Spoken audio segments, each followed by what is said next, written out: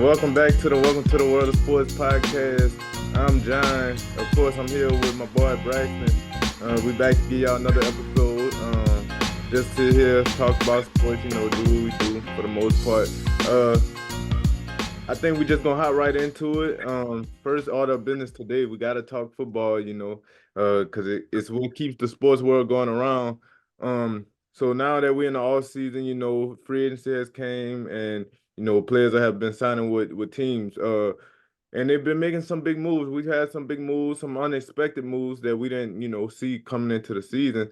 So, my first question for you, Brax, is like, what was the move that kind of like opened your eyes the most, or that you kind of like loved the most in a certain way?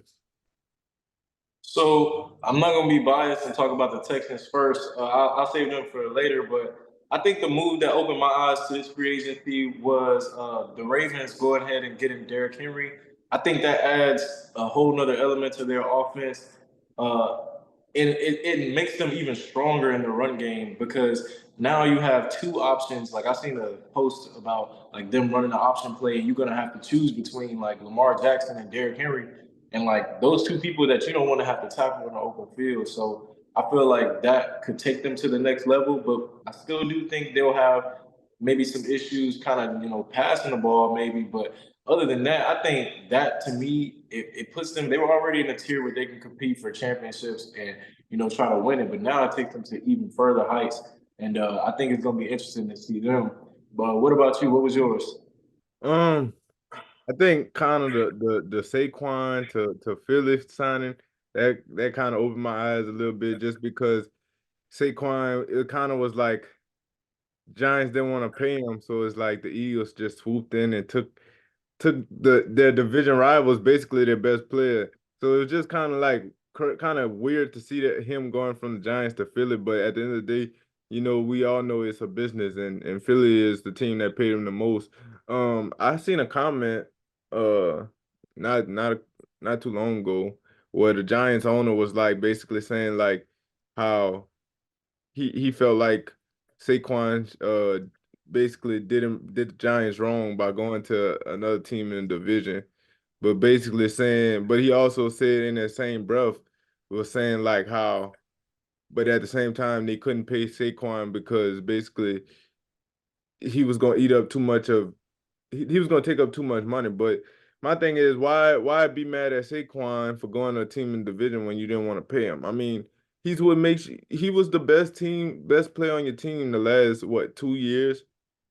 He was literally majority of your offense, and you just let him walk and go to the division rival. So I mean, you can't really be mad. But I think that was the move that opened my eyes the most, seeing him go to a division rival.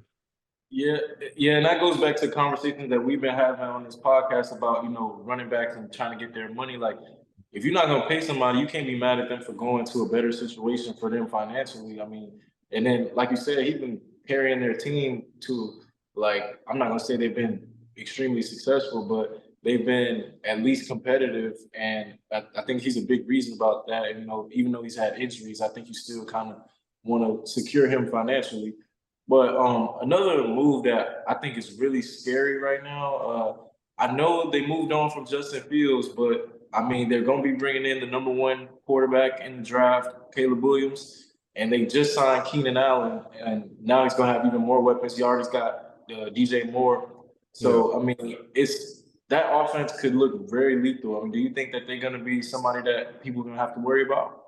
Um, I was kind of going to ask you the same question, but I if Caleb comes in and performs to I ain't gonna say to the level of a CJ Stroud, but like if he just comes in and just plays a clean game, not have too many rookie mistakes, just don't look like a deer in headlights out there. I think that they'll be a good team, or a decent team to compete in their division anyways, because if you look at it, Keenan Allen, yeah, he's an older player, but I mean, he's still at the kind of like at the top of his game right now.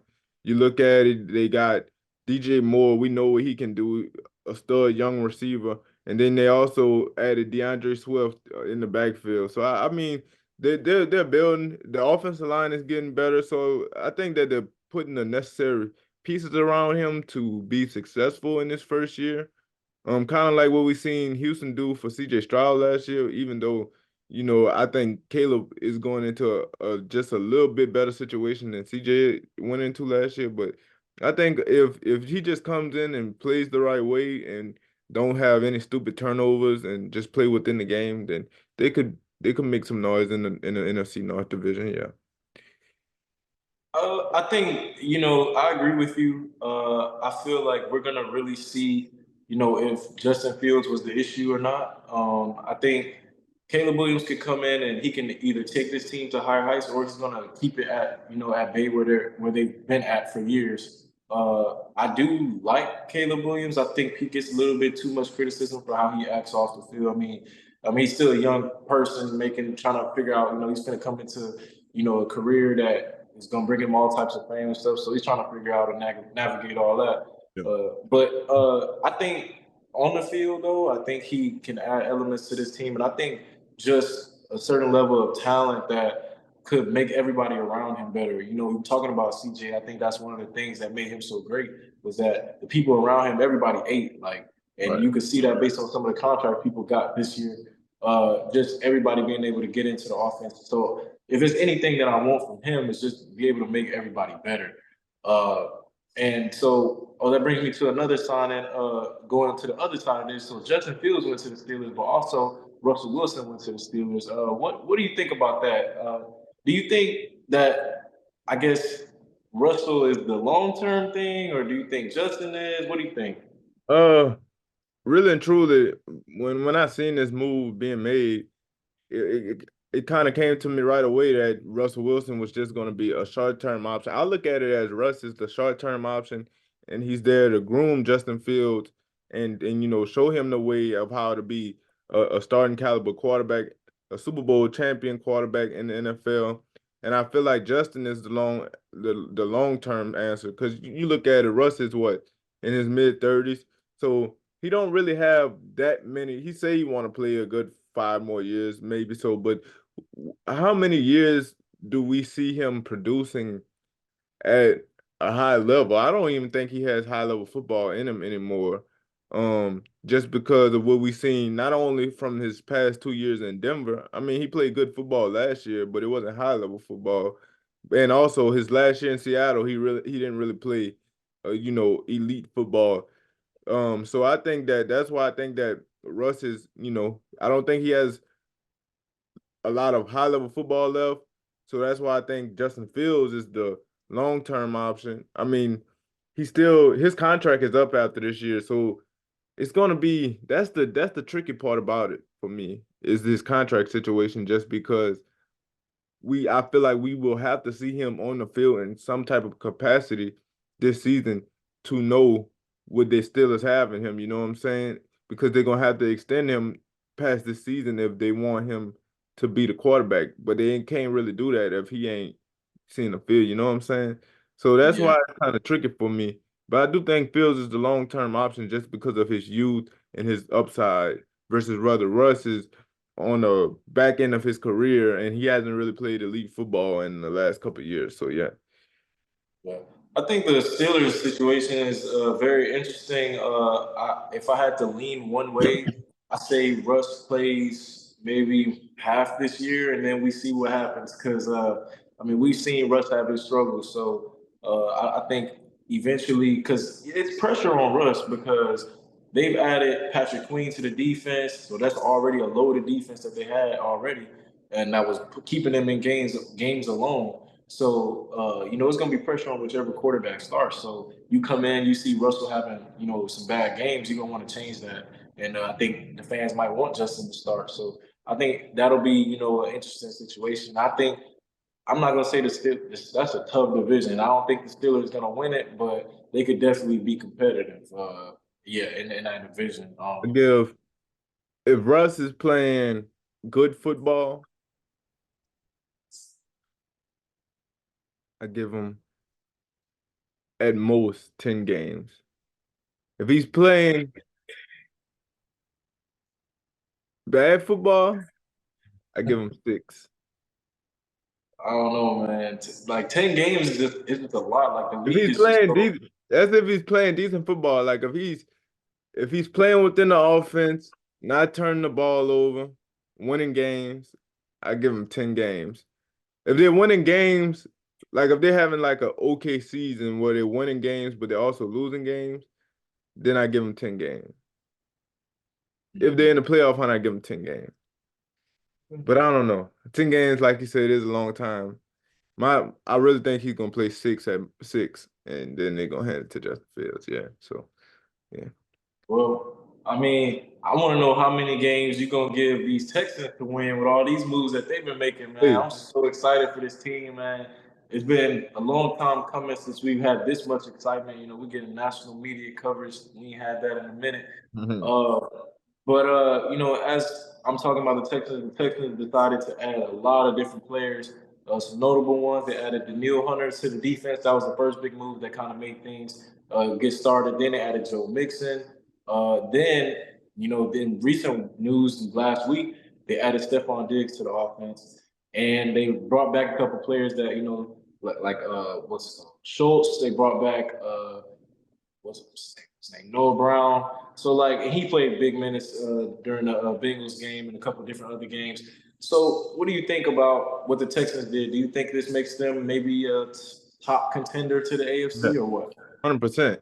Right now, I can't say that there's any team better than y'all other than Kansas City and Baltimore.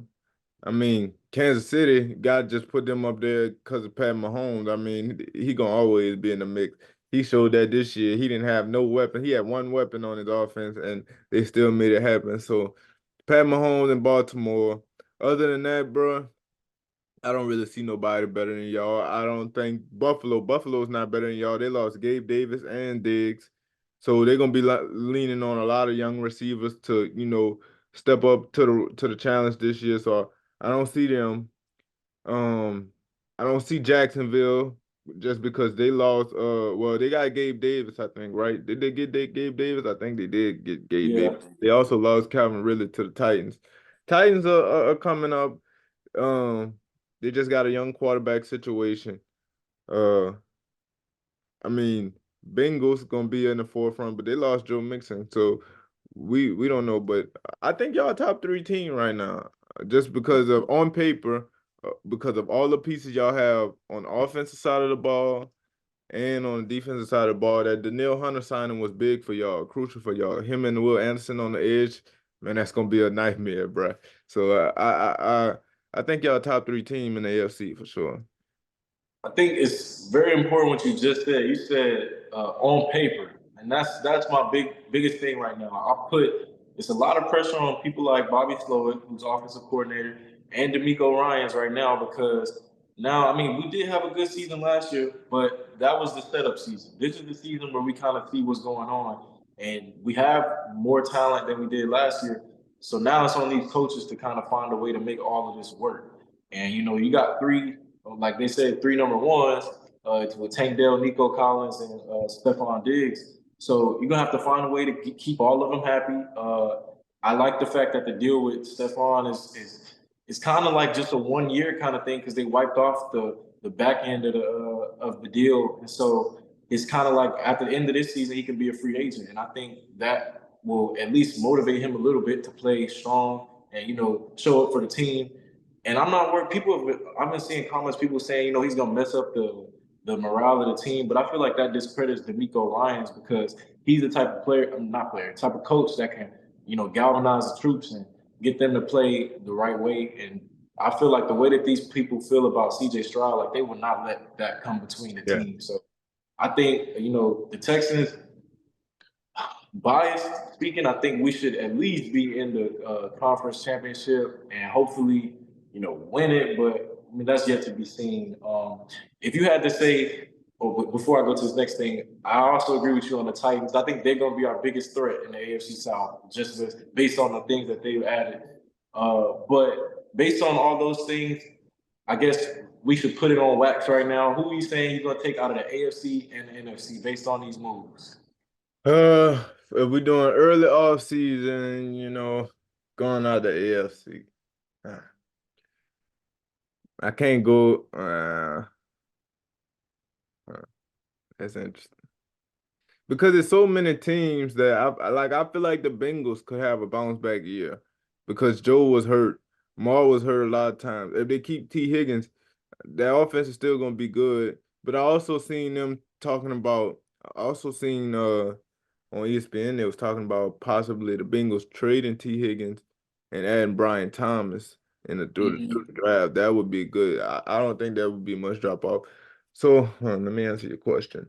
I gotta go with Kansas City just because they're the defending Super Bowl champions. I can't leave them out. So coming out of AFC, Kansas City.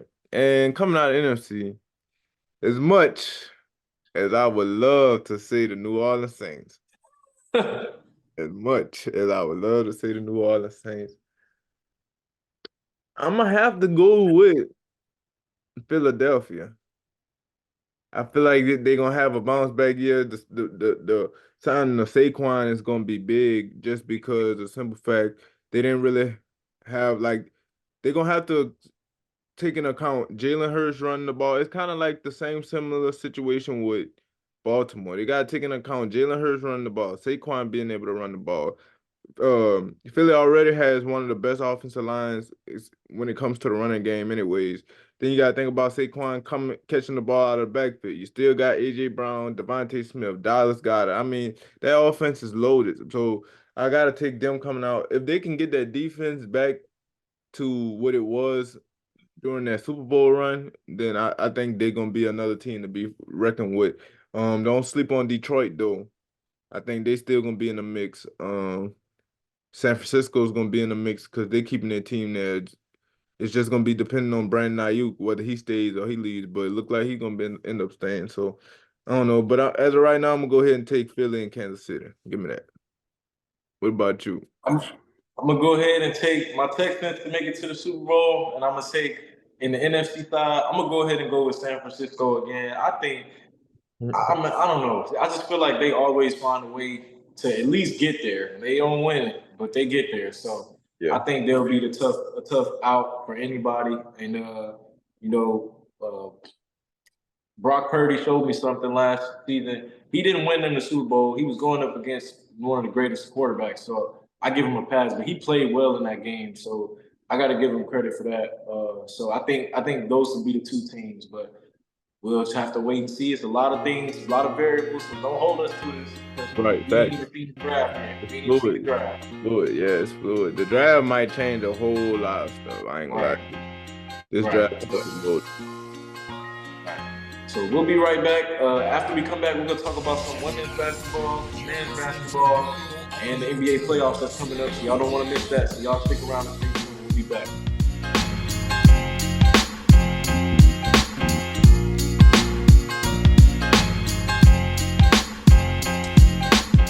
All right, y'all. Welcome back to the Welcome to the World of Sports podcast. We're back here to talk about some women's basketball. So I know if you haven't been living under a rock, we all watch women's basketball, and it's been very entertaining. The college NCAA tournament, March Madness, it lived up to the hype. I mean, we seen some great matchups and some things that could possibly, you know, break some barriers and kind of lead to some other things that we've been wanting to see within the sport.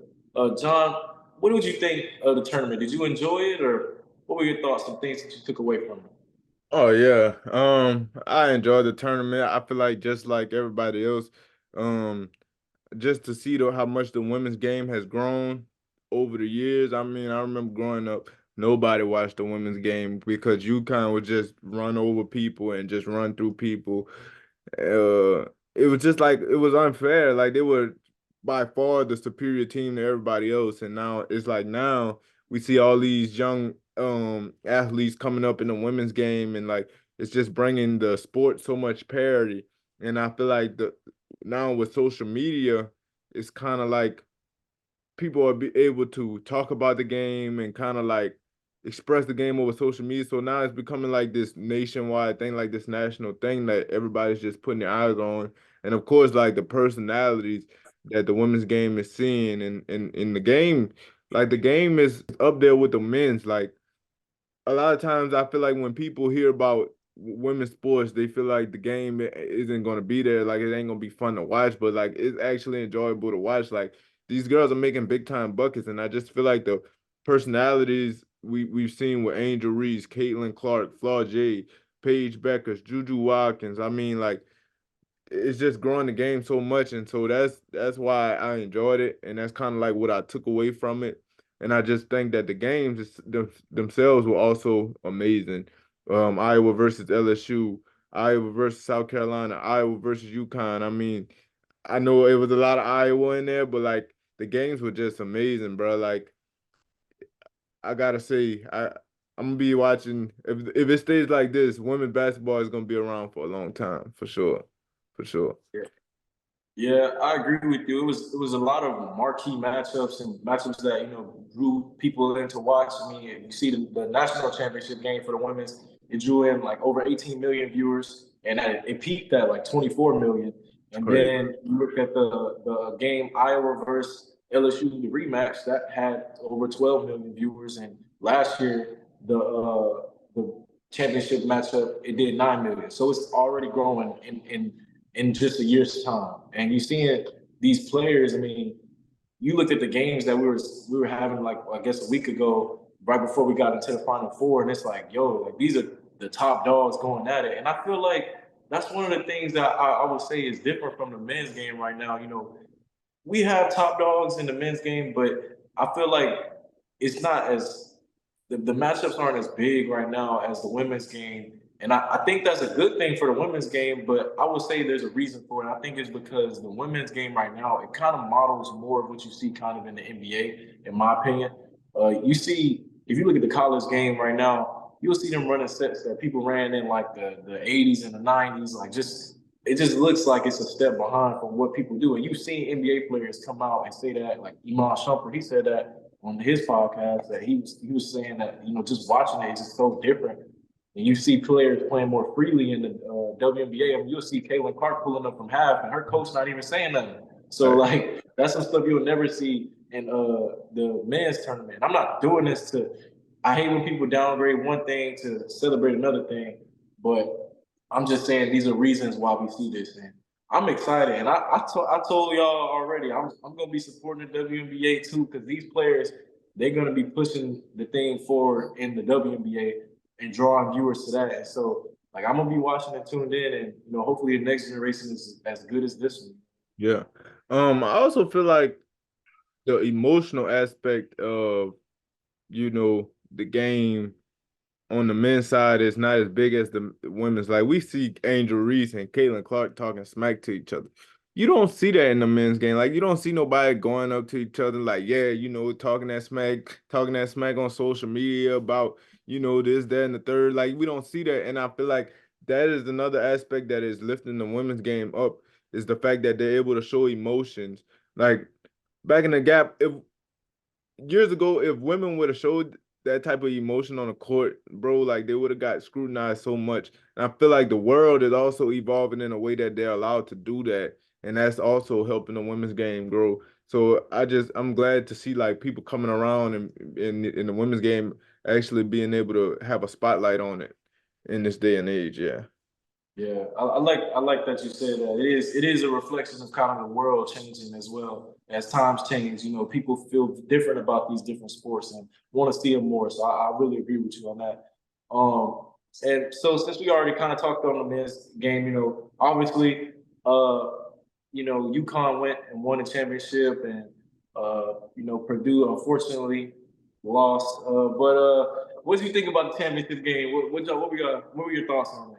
I actually enjoyed it, the championship game, honestly. I mean, I know that the numbers were down compared to the women's game, but I enjoyed it. I feel like, especially in the first half, it was some good basketball being played, like a lot of nice sets being run, being executed perfectly, shots being made. I just think that that was a good first half of basketball on both sides, on the UConn side and the Purdue side. So I mean, Zach Edey started off hot. But then when you look at it and um as the game got into the second half, like UConn just started to wear them down with the defense. And I feel like Klingon, he kind of like put pressure on Zach Edey, because Zach Edey, they're kind of like the same size. So like Zach Edey was just able, I feel like it was a lot. The game was more physical for Edie, which slowed him down a little bit, and which caused him, get tired legs and kind of start missing towards the end. And I think that's what kind of got Purdue out of his game. And then UConn did a great job of taking away the 3-pointer from Purdue. I think Purdue was one of the top 3-point shooting teams in the nation, and they held them to 1 for 7 at the 3-point line. So I feel like UConn just found a way to dominate them and just like wear on them in the second half. And it just goes to show why UConn is the better team, the best team in the nation. Like being able to do it 2 years in a row, like it's been done before, but in the past, teams have brought back the same team, and UConn was able to do it while they had 8 players leave to go play ball professionally. So be able to replace 8 players and go back and do it again while the target is on your back. I mean, man, I don't know. It's kind of hard to say UConn ain't the best team and Dan Hurley ain't the best coach right now. Yeah, for sure. Yeah, you got to give their coach credit because I mean he said it when they lost like 2 or 3 years Mhm. ago that y'all better get them while they down and they y'all if you didn't y'all lost y'all chance because they don't won the last 2 times. We can talk about these two things quickly because they kind of just happened on last week. So both Rob Dillingham and Bronny James decided to declare to the NBA draft. What are your thoughts on that? They kind of being one and dones. I mean, Bronny kind of is in a situation where he could return, but Rob said, he's ready. I Yeah. think he is as well. So, what do you think about that? Do you think those were the right moves for those two guys?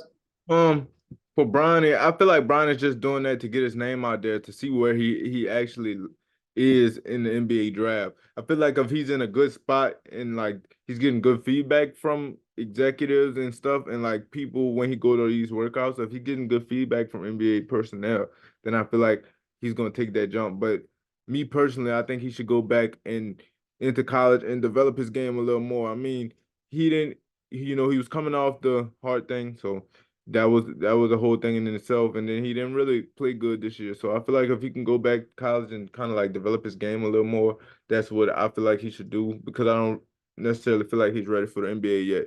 And as far as Rob Dillingham, like you said, I feel like he's ready. That man can get a bucket on just about anybody. He can heat up in an instance, and I think his game will translate well to the NBA just because of the way the NBA is played now with a lot of ISO ball and a lot of, they don't run a lot of sets and stuff like that. So I feel like his game will translate well. I agree. Uh, I think whatever teams that they both land on. I mean, I think Bronny right now, if he was to land on the NBA team, he'll be more of a defensive presence than anything. I mean, he's got a lot of development that he needs to do on the offensive side.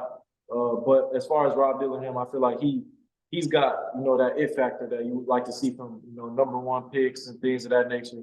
And I feel like in a draft like this, I feel like he looked at it like maybe if there was more competition in the top spot, he maybe would have stayed a year. But I mean, I don't really see anybody better than him in the draft. So I think this was a perfect year for him to come out, in my opinion. Yeah, he Um, should be a top 3 pick. yeah. So, But speaking of the NBA, we got the playoffs coming up. Some teams clawing for that, their play in or playoff positioning. What do you think is I guess.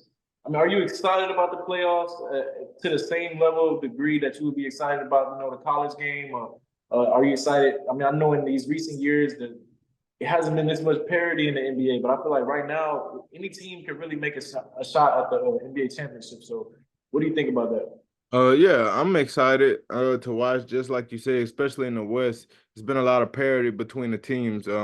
Not many games in between teams going down the list, and so I'm excited to watch the West unfold. Most definitely, just because it's just so many teams that can go win that thing. And then on the East side, I mean, by far and away, Boston is the best team, and then you got Milwaukee trailing. I'm nervous about Milwaukee, man. They can't get it together. Hopefully they can get it together. They got a big win over the Celtics last night, even though they were missing Porzingis and Harford. So, um, hopefully they can get it together. Kind of get momentum going into the playoffs with these last couple of games, and But yeah, I'm more excited to see the West than I am the East. Just because I feel like the West is way more competitive than the East is. It's time for our favorite segment of the show. As we getting ready to wrap it up, it's time for the Black Spotlight. I'm gonna go ahead and go first. My Black Spotlight today is Tiger Woods. As we're recording this Wednesday, April 10th, he's getting ready to gear up for the Masters. So I just wanted to give him his flowers. Hope that he does good in the Masters, and just talk about that incredible run he had in 2019 when he won the Masters for the first time in I think like over 10 years. So I just want to send him a shout out today and wish him good luck in the Masters, and hope it all goes well. Hope it all goes well for him. Yeah. Yeah, I'm hoping the same thing for him. You always love to see Tiger Woods play, so I'm excited for that as well. My black spotlight will be South Carolina's head coach Don Staley. I mean, what can I say? Undefeated season, uh, multiple championships as their head coach. I mean, it's to the point now where you got to start putting her in them conversations, go conversations, and I think more than just a coach, she's a leader of women, in my opinion. Those girls in the press conference, they were talking about how she's like a mother away from home, from their own mothers, and just always giving them some positivity and being a positive figure in their life. And I think not only does she put them in the best position on the court, but she also, I feel like, pushes them to be better women as well. And that's the type of coach that anybody loves to play for, whether you're in the top professional leagues or you just your little league coach. You want those type of people in your life, and I feel like those are the type of people that you love to root for. So that's my black spotlight. I'm so happy for them, and I'm glad that they got their revenge against Iowa. So I'm happy about that. Yeah. Yeah, shout out to Dawn for sure, man. 38 and 0 ain't nothing to play with for real. Yeah, so that's all we got for y'all this week. We hope y'all enjoyed it. We're gonna be back with another one for sure. Y'all just stay tuned and keep it locked to the best sports podcast in the world. Welcome to the world of sports, baby. We out. Yes, sir.